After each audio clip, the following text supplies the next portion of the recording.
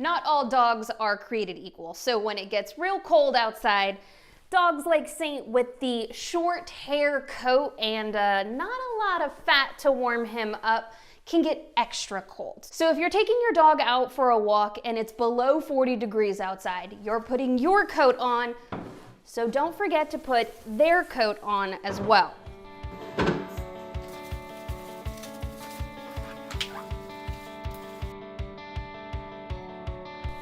But if it's less than 20 degrees outside, Georgia vets recommend you don't take your dog for a walk.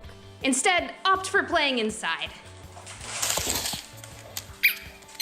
They will still have to go outside to use the bathroom. Short periods of time are okay. Just remember to leave their coat on. Break.